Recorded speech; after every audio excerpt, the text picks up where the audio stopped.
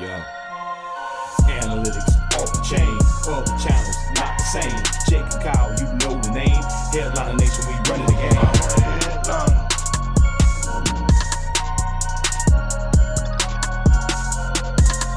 I'm a headliner. What is going on, Headliner Nation? Jake, Fantasy Headliners. Hopefully everybody's doing well out there. Welcome to the Week 6 Tailgate. So hopefully by now you've made it through your work week, through your school week. You can kick back, relax, put your feet up, talk some football, and really enjoy yourself here this weekend as we head into some fall weather across the country. Hopefully you're able to do some of that relaxing. Relaxing sounds great. What am I doing this weekend? I am driving to Washington, D.C. with the family. We are going to see the Washington football team and the Kansas City Chiefs game. Me and my son are going there. It will be his 14th birthday, so taking him there to do that. Going to have a lot of fun just walking around D.C. Hopefully you guys have a great weekend as well. So what are we talking about in today's episode? Well, we have some end of the week news, another mystery box from our friends over at Pristine Auction, a delicious recipe from the Tailgate Chef. What about, a weather update from our own Tater Miles, some DFS picks of the week, and some point spread picks as well. We got you covered with everything here to kind of finish up the week before the live show on Saturday night at 9 p.m. So the first thing we're talking about here today is some of the end of the week news. And one of the first reports I saw was something that Jared Goff is saying he wants to utilize Amon-Ra St. Brown a little bit more in Detroit. Duh. There's not very many weapons that are being utilized in Detroit at all. Even DeAndre Swift isn't getting the majority of his looks until the second half of the ball game. Now all of a sudden Jared Goff getting a little bit vocal that he wants to get more of these playmakers involved earlier in the games, and that is great. I love the talent of Amon-Ra St. Brown, but Lion's gonna lion, right? And I don't necessarily just trust them to do that right away here this week. Is Amon-Ra St. Brown a fantasy relevant wide receiver week in and week out at this time? No, he's really not. But with the injuries to Quintez Cephas, it could be something here in the next few weeks. It's something we need to pay attention to and really start to pay attention to those snap counts, see how much he's really being utilized on a week-by-week basis. It could be something that we could use a little bit more later on second half of the season. What about starting left tackle for the Dallas Cowboys? Tyron Smith is having an MRI on his neck for precautionary reasons. Come on. You don't have MRIs unless you suspect there's an issue. And the last thing we want is an issue with the left tackle of the Dallas Cowboys, because that affects the value of Ezekiel Elliott, Tony Pollard, and Dak Prescott. That's a no bueno. This is an anchor of their offensive line.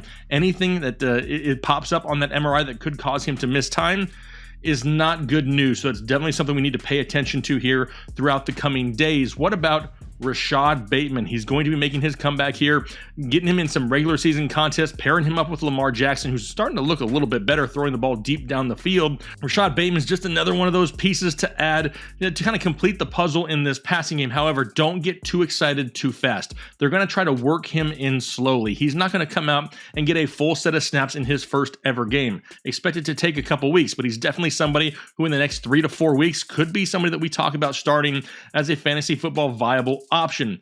Khalil Herbert.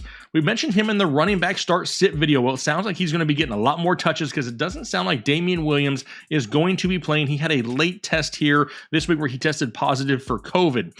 Does he actually miss? Some sites are already reporting him out. Some have yet to do so. It's not looking very good. But Khalil Herbert is somebody who's had, 18 touches last week. I expect similar volume this week. And now that there's no Damian Williams, hopefully he gets an uptick in pass catching work, because that would help kind of boost the floor up just a little bit. I've moved him from a sit earlier in the week to now as a start, being that he is the lead guy in the backfield for Chicago. Plus, we've been getting a ton of comments on all the videos about all the injuries. Listen, I get it. Hardly anybody wanted to practice on Thursday. Everybody basically just treated it like a national holiday at this point, and nobody was out there on the field. If you have yet to check out our injury recap episode, it dropped earlier today. I don't know how many players were on it. If I had to guess, 30 or so, where Dr. Ethan Turner kind of gives you an update on a few names that maybe you're questioning here going into the weekend. Just make sure, no matter who you have in your roster, that you have that backup plan just in case you need it on a last-minute basis. But tons of injuries. Hate to deal with that, especially this early in the season, but I don't see it changing anytime soon. Plus, you have to think with a longer season here this year, some of these teams are just giving some of their veterans, some of their stars, a little bit more added rest to keep them more fresh throughout the season. So keep that in mind as well. But outside of that, the only other news that I'm kind of seeing is there's a couple reports out there about the Arizona Cardinals are getting very close to a dangerous situation. They've had 3 players test positive for COVID. Really don't want to get that 4th one there. It kind of triggers other types of protocols. So definitely something to pay attention to. Not too widely reported as of yet. So something to pay close attention to. Maybe it comes out here before this episode drops. Just make sure, like anything else, right? With all the guys on injuries, you just kind of have a backup plan just in case. I think we should be okay there, but just something of note to pay attention to.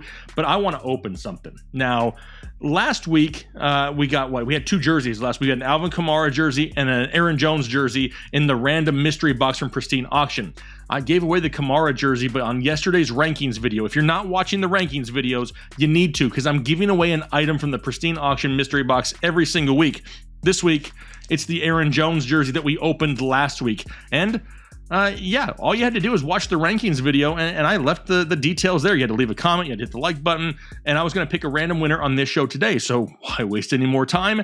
Today's winner of the signed Aaron Jones jersey is going to be Troy Winkleman. He left a comment that says, "I'd love the Aaron Jones jersey. I'm a lifelong Packer fan, and I've got tons of shares of AJ33. Great guy, and I love that he's playing this season for his dad." Awesome, Troy. Congratulations. I've already commented on your comment on YouTube. I left you our email address. You get in touch with us. We're going to ship it out to you right away. Looking forward to that. But who wants to know what next week's giveaway is going to be? I got another box.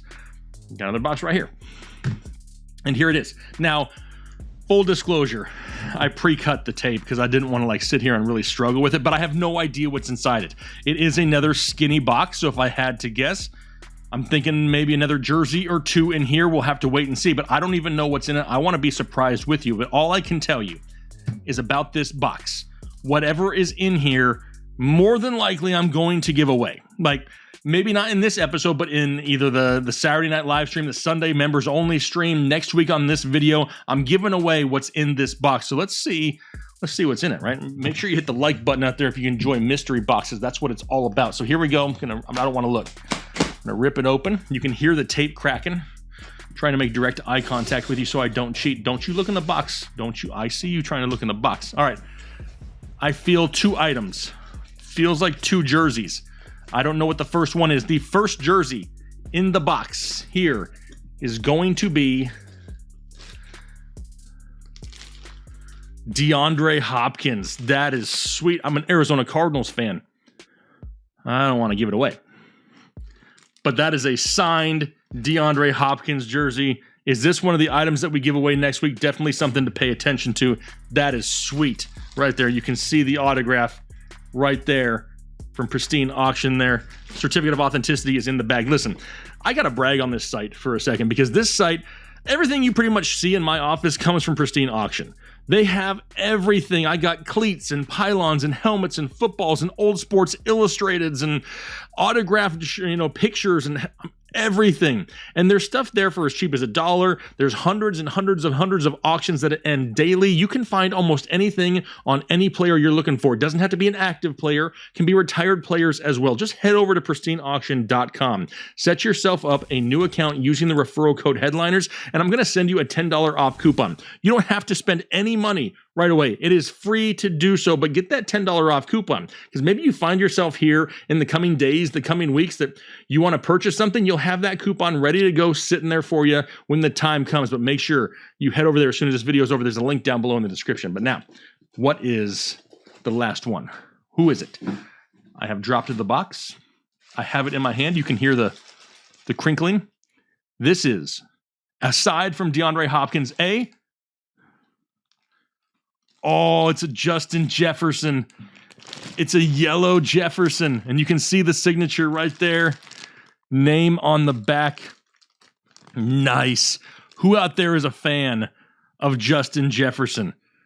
Maybe something you guys would like in next week's show? This is awesome right here. I love it. Not the typical purple. We gave away a purple one a little bit ago, but this one in the yellow, like it. I mean, come on, hit the like button if you enjoy getting mystery boxes on a weekly basis. This is so much fun to do it. If it wasn't for you guys out there showing the support, hitting that like button, signing up for Pristine Auction, I'm telling you right now, we want to continue getting mystery boxes for a long time. we need to have people signing up for those free accounts on pristineauction.com. So hit that link down below. Get that signed up right now so we can continue to get items to give away on a weekly basis. Love doing that, but now I've worked up some hunger. It's time to call in our chef, John Pickard here, the Tailgate Chef, to show us what's on the menu here for week 6 in fantasy football. Hey everybody, it's John here with the Fantasy Headliners Tailgate Pick of the Week. Today we're going to be doing some pork tacos with a homemade salsa verde. Come on, check it out. Alright, so I'm going to start out here on the grill, put a little oil. And what I've got here, I've got some tomatillos, some poblano peppers, some onions, some garlic, and jalapeno peppers. We'll put these on the grill here and grill them up, roast them up, get a little color on them, just a little bit of char. And then we will turn these into salsa. All right, we got a pretty good little char going on everything here.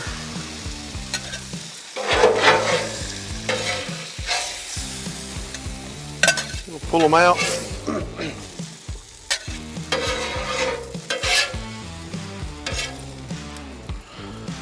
I'll put them in here. And what I'm gonna do now is I want to put the lid on this. And we're gonna let these things sit for about 10 minutes. Let them kind of sweat in there and help finish off those peppers and everything. All right, so my peppers and all have been resting for about 10 minutes. Got an immersion blender here. Got about 2 teaspoons of salt there. I'm not gonna put all of that, put about half of it, about a teaspoon black pepper there. Got about a half a bunch of cilantro. We'll add that to it.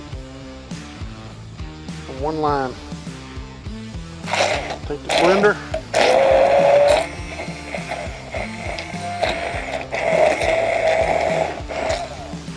All right. Now, I'm gonna let this sit. And what I got here, I got some roast pork. I did this in the crock pot ahead of time. There's some cumin, oregano, garlic powder, paprika, a little olive oil. I rubbed that down on the pork roast and I put it in the crock pot for about 8 hours. And we'll put the recipe in the link here in a little bit. Take this back over here to the grill, put a little oil on it, and we're gonna crisp this up. All right, now that we got the grill hot on the black stone over here, we'll put a little oil. Take this pork, put it on there.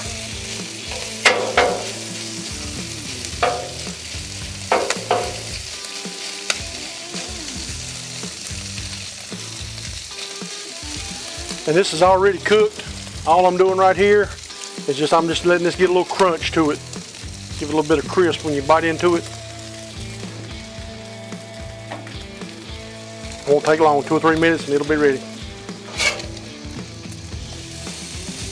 Like that. All right, I'm gonna flip this pork over. Just got that nice little brown crunch to it right there. And what I got right here, I saved a little bit of the broth from where I cooked that in my crock pot.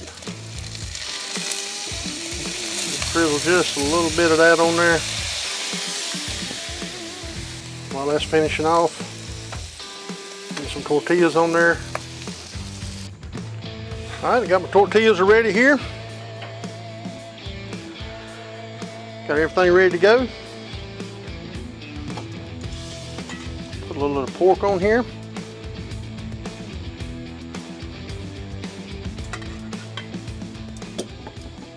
And what I got right here, I got a little pepper jack cheese. I grated up. I like that pepper jack. A little shot of that on there. A little of my salsa verde.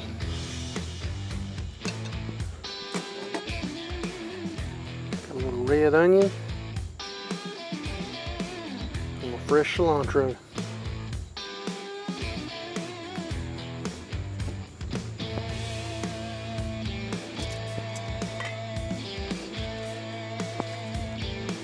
And there you go.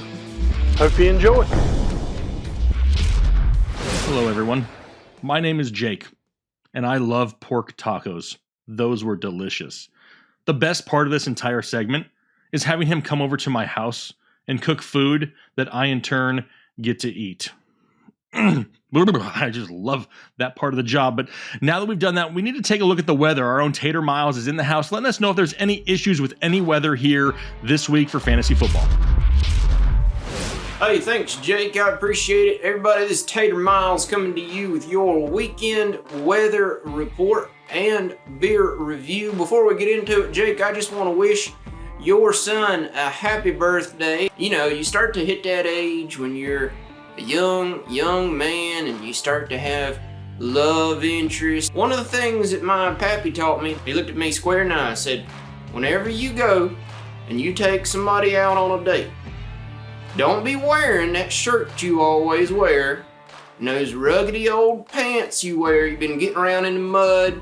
You dress up as if you were going to Walmart, and they'll love you for a long time because of that, because you took that extra effort. The Tater Miles beer review. So I've got another beer review today, and because of some scheduling things, I got some stuff to do this afternoon. I'm actually filming this pretty early in the morning. So I got something for you today. I picked up on recommendation from a comment this oatmeal porter. Now, I don't know about you, but breakfast is one of my favorite meals of the day, right behind lunch and then dinner. First, let's go ahead and take a sip. This is, once again, the oatmeal porter from Highland Brewing Company. It says it's smooth. I like smooth.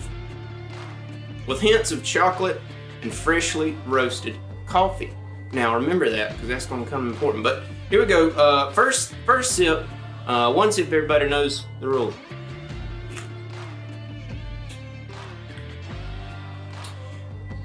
That is nice. It is very smooth. I will give them that. I do get some chocolatey notes. Not too much oatmeal flavoring for me, which is not bad. Maybe they could team up with like Quaker Oats or something and get a little bit of oatmeal chunks in there. That might be nice to chew on it a little bit. I think for just a straight out of the bottle, this is what you're drinking. I would give this, let's give it a 6.8. This is pretty good. It's not something that I could drink all day long. Definitely more of a breakfast. You wouldn't want to drink a bunch of these. Pretty heavy. I'm probably going to have to eat a late lunch now. Someone on the interwebs suggested, as they said, get up in the morning, brew yourself a fresh pot of coffee, which I did. I had my cup of coffee this morning, and then they said, right after you finish the cup of coffee, pour a little bit of that oatmeal porter in there to wash the rest of the coffee out, swirl it around, and I think this is really gonna add to the coffee flavor, maybe liven it up a little bit, so let's try that.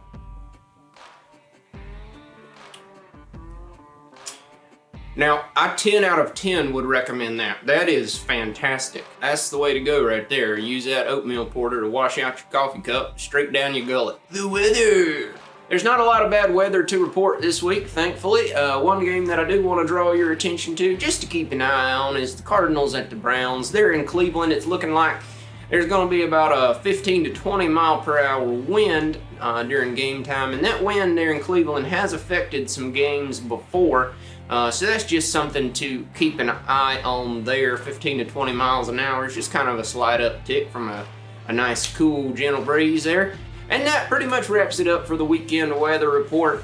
Go get yourself one of them oatmeal porters, get out in the woods, explore the great outdoors, and have a breakfast on me. Well, not on me. I reckon that'd be pretty expensive to buy all them beers. Have a great week. Get your lineup set, and we'll see you next week.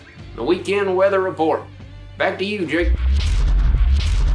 Awesome, thanks, Tater. But maybe you're out there, you want to put together a few lineups, right? You want to enter a few DraftKings tournaments. Don't worry, Justin Freeman from Run the Sims in the house helping you figure out a few DFS plays of the week.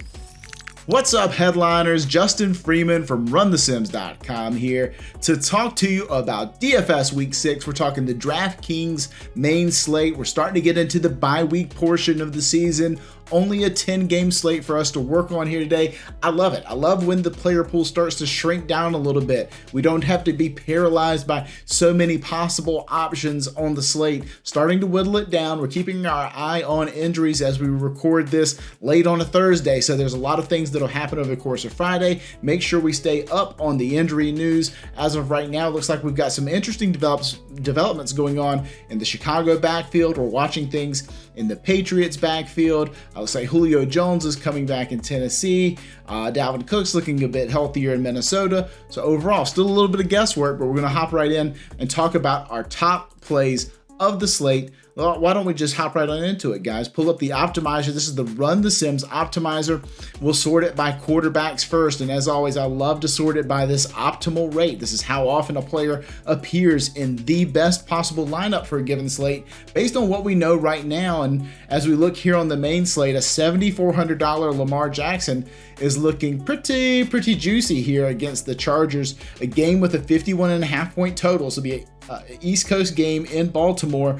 Ravens currently favored by 2.5. What's interesting is a lot of times when you can find the team that was playing on Monday night, this past week it was Indianapolis and Baltimore, of course. When you can find those teams playing on Monday night, you can get some really extreme pricing inefficiencies, and that's what we have here with Lamar Jackson. After the mega performance he had last week, he's only $900 cheaper than Patrick Mahomes. And Patrick Mahomes, our number 2 option here for the week, despite his $8,300 price tag, going up against Washington, just a smash spot. I mean, what everybody thought was supposed to be a really talented Washington defense, not to be this year. He's going to absolutely light this unit up. Keeping an eye on the injury status regarding Travis Kelce and Tyreek Hill. That's certainly something for us to monitor here in this game. Number 3 on our list, Daniel Jones going up against the Rams. Now, Daniel Jones may not even play this week, so I want to keep that in mind, obviously. If not, it'll go to Mike Glennon. Mike Glennon is certainly not as sexy of a DFS option as Daniel Jones, despite the fact you can get him a little bit cheaper. Daniel Jones, $5,500 gives you he's been crushing it this year. Perhaps not as much in real football as fantasy football, but every year we get 2 or 3 of those guys that just are way better fantasy assets than they are in real life. It was Blake Bortles for the longest time, and now it's Daniel Jones, $5,500. I'm not afraid of the Rams defense, and I think we're starting to see some explosive playmaking ability develop among these pass catchers from the Giants. Kadarius Toney certainly looks like a rock star so far. Justin Fields, $5,100. It's tough for the model to generate just how ineffective as a passer Justin Fields has been. So we're not quite seeing the ceiling or the floor that we're looking for. However, at $5,100, it's not about necessarily what Justin Fields does, but what he allows you to do in your lineups. And price just barely above that, $5,400. Carson Wentz going up against the Texans, just a dream matchup there for Carson Wentz. We saw him look great against Baltimore for 3.5 quarters before Lamar Jackson stole the show. Let's hop on into the running back position where, again, we're seeing DeAndre Swift just crush the Sims. I mean, the guy's getting 20% of the targets in this offense. He is, by all accounts, really their wide receiver 1. He and TJ Hawkinson. And, Swift just having that receiving volume, even though he's splitting carries with Jamal Williams, basically 50-50, that receiving work is so valuable, especially in PPR formats. And that's exactly what we're talking about here with DraftKings at $6,300. Looks like a true staple, appearing as an optimal play. 25% of the time, you just don't see a number quite that high. Christian McCaffrey at $8,800 going up against the Vikings.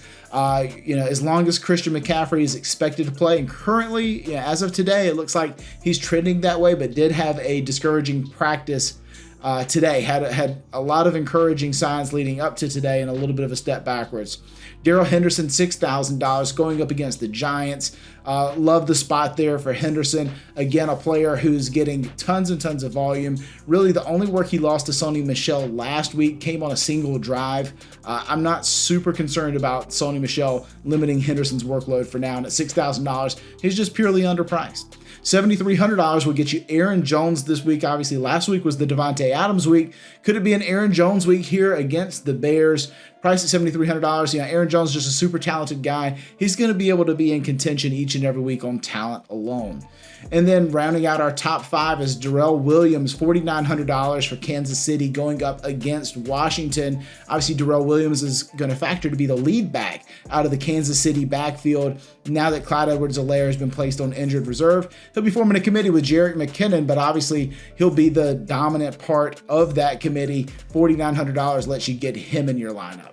Let's take a look at receiver now, where it's Cooper Kupp leading the way once again. So Cooper Kupp, $7,900, right a week after it was Robert Woods week, of course. You can now go back to Cooper Kupp, $7,900. He's being priced like a wide receiver one, like an alpha wide receiver one. However, look at our third place option here, Davante Adams, $9,000. We would obviously love to get up to Davante Adams, but look at the difference in projection, less than a full point difference in projection, $1,100. We can't pay that kind of premium. Cooper Kupp has shown that he has the ceiling as well as the floor to be a viable play. Obviously, in your tournaments, you're needing him to hit a ceiling outcome there. Looks like that's going to happen 18% of the time to get him in a winning lineup. Keenan Allen, $6,400 going up against the Ravens. I think there's a lot of talk right now between Mike Williams and Keenan Allen in terms of who is the number one receiver there. To me, it's still clearly Keenan Allen. All of the peripheral metrics surrounding these two guys, from targets to routes to snaps, all in favor of Keenan Allen. Don't want to forget about him. If people are going to be high on Mike Williams, especially after the monster performance he had last week, love the leverage we can pick up for $6,400 Keenan Allen. We just talked about Davante Adams, $9,000 going up against the Bears. Both Packers, the premier Packers, Davante Adams and Aaron Jones, look like good options this week. It's just a matter of which ones can you afford to pay for in your lineups. We'll give a shake at how ownership pans out throughout the course of the week. Tyreek Hill, a guy who's banged up, but a nice, perfect pass catcher to pair. That was some good alliteration right there with Patrick Mahomes. $8,500 going up against Washington. You know what you need to know about Tyreek Hill. Every week he's just one play away from absolutely wrecking the slate. And Hollywood Brown, another mispriced Raven, $5,900. Marquise Brown is dominating targets in this offense. Just because we didn't see Marquise Brown dominate targets last year, there's still a lot of lag in us catching up to the fact that he is playing like a premier wide receiver one in this offense. And Lamar Jackson is looking extremely accurate, threw for over 400 yards, 4 touchdowns last week in their game against the Colts. Love this play, love that price point, $5,900 Marquise Brown. Let's round it out with tight ends here. Down the home stretch, Travis Kelce, of course, he's going to lead this metric almost every week. He's the only player up here with consistent volume, consistent path to being optimal. $7K, too low for Travis Kelce. Going up against Washington, I think Patrick Mahomes is going to carve this team up. Love Kelce as the option there, as the premier pay-up option, ahead of Mark Andrews, ahead of Darren Waller, who sort of round out the top 3 there. Andrews going up against the Chargers, priced at $5,200. I think that's a fair price point for Mark Andrews. You could argue he should be up closer to $6K, but think about it. If you can get a Travis Kelce for $7, I think you do it. We're talking about 8 projected fantasy points separating Mark Andrews and Travis Kelce. Sandwiched in between the middle there is Darren Waller, $6,600. Projects for almost 18 fantasy points here this week, going up against the Broncos. However, it's just a matter of, I would rather have the elite ceiling of Travis Kelce and the floor of Kelce. We've just seen Kelce dominant. We've had one really dud game this year, but overall, we've seen him just be a dominant factor in the passing game for years now. So long track record there for Travis Kelce. Rounding out our top 5, Noah Fant, $4,800, a good mid-priced option going up against the Raiders. I like the fact that Fant, his receiving option target competition is really dwindling by the wayside. No Albert O in that offense anymore. Just sort of lets Fant dominate the tight end targets. Not to mention Jerry Jeudy, KJ Hamler, done for a while as well. Hunter Henry, $3,900, a guy who's starting to come on, starting to get some targets, looking good in this New England offense, a great red zone weapon going up against the Cowboys. I think the Cowboys are going to get their points. It's a matter of whether New England can hold serve. If they are using some of those red zone options, like Hunter Henry is a good way to do it, sort of low price, $3,900, a really good option for you if you're looking at different price points. that's going to do it for us for the Week 6 main slate review. As always, go on over to runthesims.com. Get yourself a premium subscription. You can use all these tools we're using right here on stream.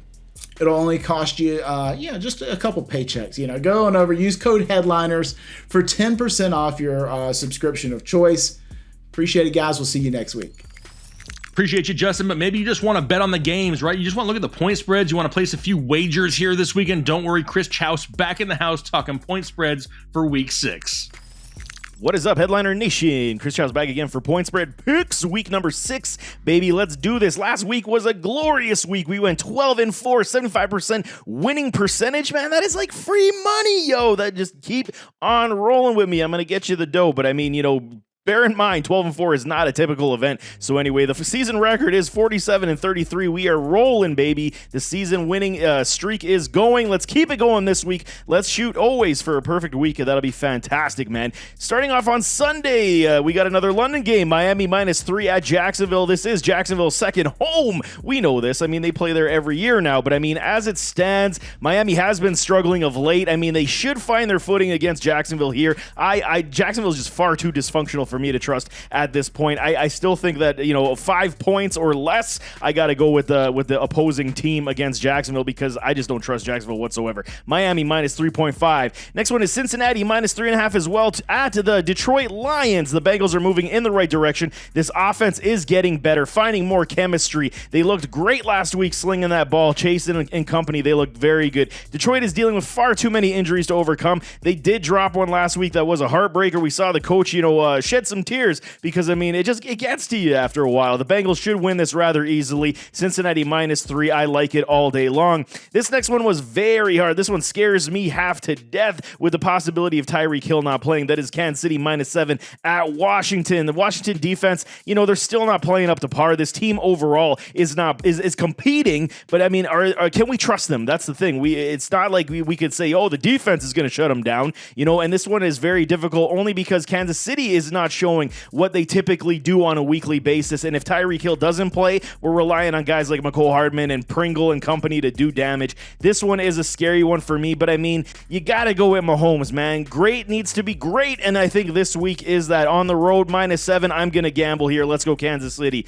Next one I got is Minnesota -1, taking travel to Carolina. Minnesota should be getting Dalvin Cook back this week, which is going to be an uptick for them, even though Madison has been playing very well. They have been playing very well all season, and the wins just last week that did get them, but I mean, they just been hard to come by for Minnesota. Carolina, on the other hand, they got humbled in Philly by Philly, and I mean, they had the lead and they let it slip through their hands. For me, this defense is still far too strong. I think it was a little bit of a hiccup. Sam Darnold threw some interceptions, kind of led to how Philadelphia came back. Philly still didn't run the ball, and they still have found a way to win. Carolina here for me, I think their defense is just far too good. I think they will rebound at home +1 for Carolina. I like that one.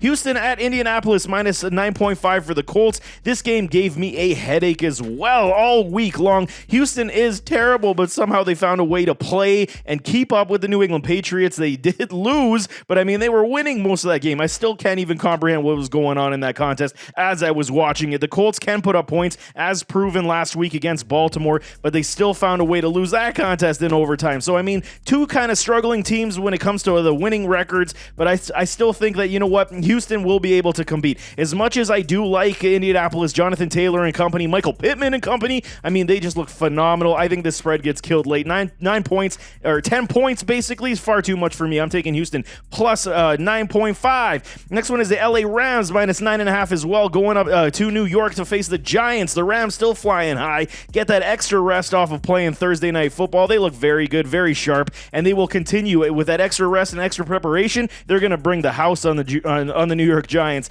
New York Giants, on the other hand, are dealing with an exclusive entire team and roster going into the medical room. Like, seriously, everybody got hurt last week for the Giants. I don't know who's going to suit up. We did see that Shepard and Slayton are practicing this week, so that is a positive on their trend. I mean, even if Danny Pennies does come back from his concussion protocol, which is looking like he will, I'm sticking with the Rams here -9.5. I think they're just too much to handle. Next is a big one, man. Maybe the game of the afternoon or Sunday slate is LA Chargers at the Baltimore Ravens. Ravens favored by 3 points. Lamar Jackson showed new levels of baller last week, and I mean, he's improving it. He's proving in his passing pedigree is now starting to take that uptick. This is everything we wanted to see. Can Lamar Jackson throw the ball with great efficiency? He proved that last week. Well, the Chargers are a team that are to be reckoned with, man. They can put up points with the best of them in this league, and Justin Herbert and company are doing damage. Mike Williams doing damage. This score, I mean, there's going to be a plethora of points on this scoreboard, no question about it. For me, I got to still stick with the Chargers +3. I love this coaching staff. I love this offense and how they're playing.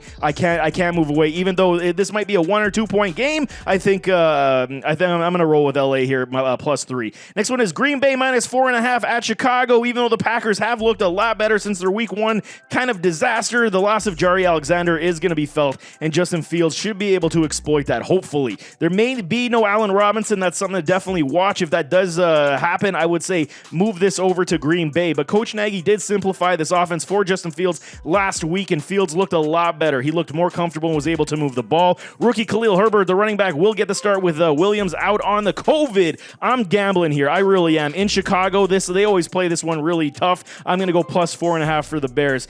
Arizona at Cleveland. Cleveland favored -3, as good as the Browns have looked. I mean, and I get it that this is at home. The Browns defense was crushed last week by a high-octane power offense in the Chargers. This week, they get another high-powered offense in Kyler Murray and the Arizona Cardinals.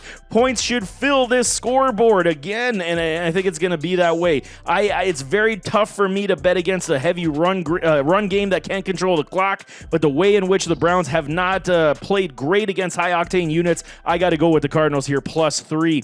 Las Vegas taking their travel to the Mile High to face the Denver Broncos, -3.5 for Denver. I mean, with so much turmoil going in Vegas right now with the John Gruden situation, every new head coach on the sidelines, this uptick is for days for the Denver Broncos for me at home. I fully expect the Raiders to come out flat, even if they try to compete. I mean, it's just going to be too much for everything that they've had to deal with over these past few days. It's just way too much to deal with. Wish this was a 3-point spread. I really do. It would have been a no-brainer, but I'm still going with the Broncos here, -3.5.